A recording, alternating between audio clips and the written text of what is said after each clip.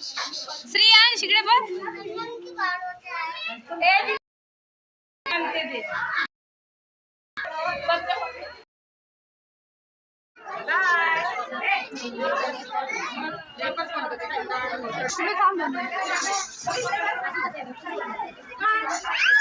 नंतर मग तिच्या अभ्यासाचा आपण ऍडजस्ट करू.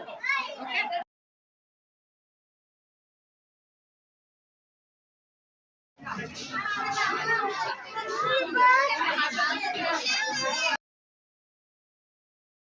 हात नाही लावायचं, हात नाही लावायचं.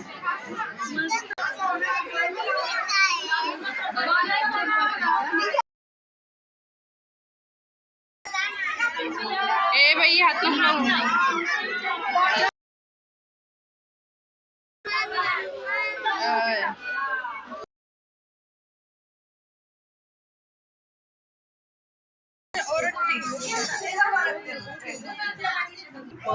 किती छान छान चप्पल, मला पण चप्पल.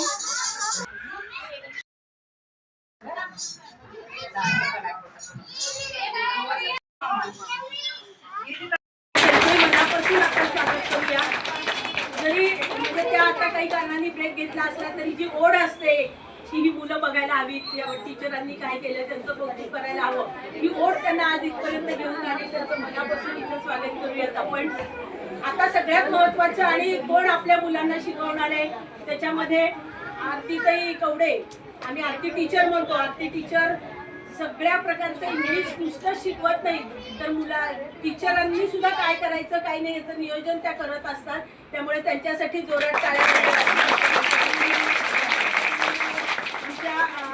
तृप्ती टीचर मुलांना संगणक तर शिकवतात. मोबाईलवरचं जे काही बघण्यासारखं असतं ते सगळं बघतात. तुमची गाणी जेव्हा लावायची असतात तेव्हा पुढाकार घेऊन ते कॅसेट टाकणं लावणं ही सगळी कामं त्या करतात. पण एवढंच करून थांबत नाही तर मुलांना मोठ्या गटाला लिहायला वाचायला जे काही शिकवलं जातं त्याची जबाबदारी अतिशय उत्तम प्रकारे त्या पार पाडत असतात. एवढंच नाही तर त्यांचं ड्रॉइंग म्हणायचं हे इतकं उत्कृष्ट आहे की मुलांना यातलं बरंचसं ड्रॉइंग त्यांच्या कल्पनेतून आलेलं आहे. तर त्याच्यासाठी त्यांचंही आपण इथं मनापासून टीचर छोटी छोटी पिल्लं जी आहेत त्यांना गाणी शिकवणं, त्यांची सगळी गाणी करून घेणं, प्रार्थना म्हणायला सांगणं, या सगळ्या गोष्टी मनापासून करत असतात. सख्या शेजारी अशा आमच्या मॅडम त्यांना नेहमी म्हणत असतात. शेजारीत असतात तेव्हा कोण मुलं आली कोण नाही आली, कोण घरी खेळत होती, मग खेळायचंय म्हणून शाळेत कोण नाही आलं, या सगळ्या गोष्टी त्यांना माहिती असतात आणि ते खूप छान प्रकारे आपल्याला सांगत असतात. त्यांचं पण आपण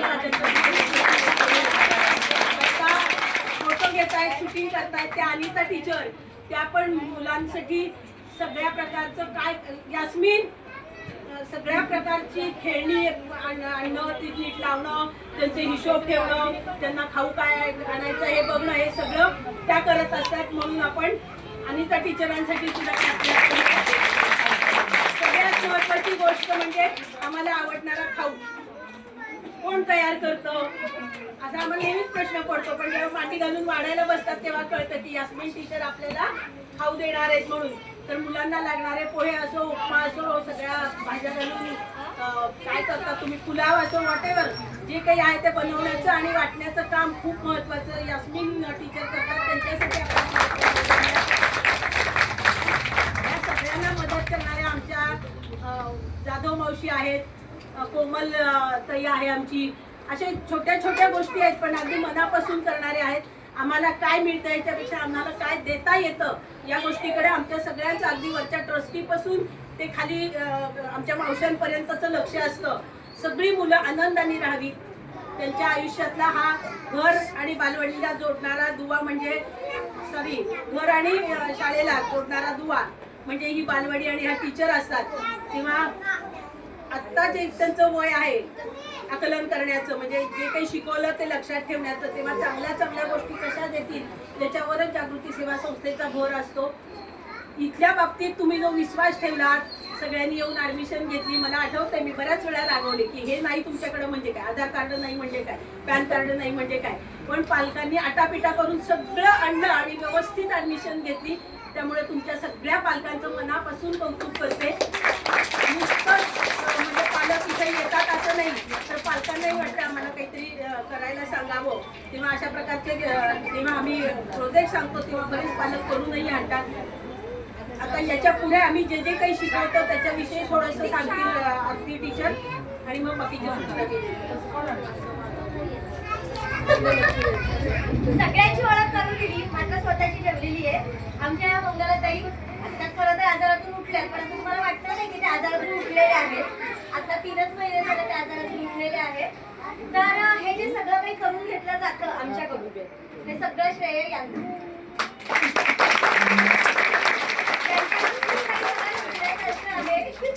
म्हणजे आमची थोडी चूक झाली तरी त्याच्यात हे असं नकोय, हे असं करा. म्हणजे आमच्यात जी काही डेव्हलपमेंट होते किंवा आमची जी प्रगती होते ती सर्वस्वी यांच्यामुळे होती. आम्ही जे काही घडतोय, आमच्यात जी काही जळणघळण आमची होती, आमच्यात जे काही बदल होत आहेत, त्या सर्वांचं श्रेय मी ताईंना देऊ इच्छिते. त्यामुळे ताईंसाठी एकदा जोरदार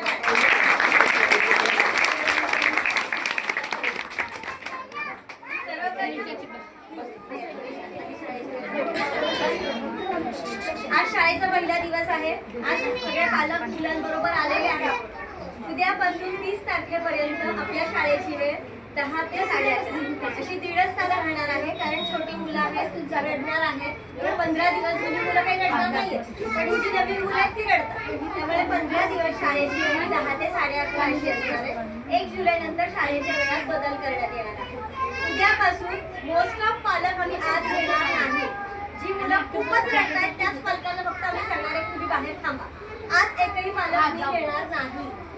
तुम्ही बाळाला सोडायचं, आमच्यावर तुम्ही जो विश्वास ठेवलाय तो नक्की सार्थ होणार आहे. इथे आम्ही 5 टीचर्स आहोत, त्यामुळे तुमच्या बाळाची काळजी करू नका. तुमचं बाळ ते आमचं बाळ आहे. या भरोशाने तुम्ही सोडलात तर नक्की तुमचं बाळ लवकर आमच्या शाळेत रुळणार. आमच्या म्हणण्यापेक्षा आपल्या म्हणते तुमची आणि आमची आता सगळे आपण एकसारखे झाले, बरोबर आहे की? तुम्ही आमच्या आता तुमच्या बाळाचा हात देणार आहे, विश्वासाने देणार आहात. त्यामुळे सर्वप्रथम सगळ्यांनी उद्यापासून मनाची तयारी ठेवा की आपलं बाळ छान शाळेत रडणार आहे. तुम्ही आत्ताही बघताय, तुम्ही मागे बसताय, बाळांना आम्ही मुद्दामून पुढे बसवलेलं. ती रडणार नाही, उद्या सुद्धा ती अशी छान खेळणार. प्रत्येक आता मी जसं सांगितलं की शाळेची वेळ एकत्र असणार आहे, त्यामुळे 3ही वर्ग सध्या एकत्र असणार आहे. त्यामुळे आत्ता थोडाफार अभ्यास होणार नाही. 1 जुलै नंतर तुमचा अभ्यास रेग्युलर 3ही वर्ग वेगवेगळे होणार आहे.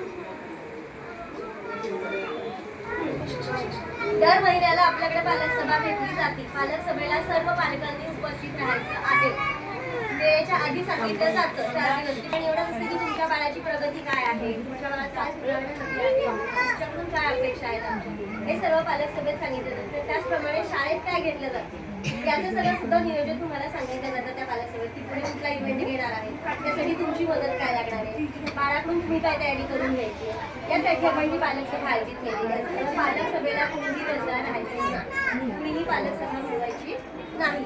तसंच बाळाला सुद्धा रोज शाळेत पाठवायचं. बाळ पहिल्या दिवशी रडेल, दुसऱ्या दिवशी रडेल, पण बाळ रडता म्हणून जर तुम्ही शाळेत पाठवलं नाही तर ते बाळ कधी शाळेत रडू दे. 2 दिवस रडेल, 4 दिवस रडेल, पण ते 5व्या दिवशी शांत त्याला कळेल की आपल्याला रोज इथे यायचं, इथे गंमत असते. तुम्ही म्हणून नाही सांगतो शाळेत जायचंय म्हणू नका, किंवा तिथे टीचर असणार आहे, टीचर तुला रागवतील असं कधीही बोलायचं नाही मुलांना. आपल्याला गंमत करायला जायचं.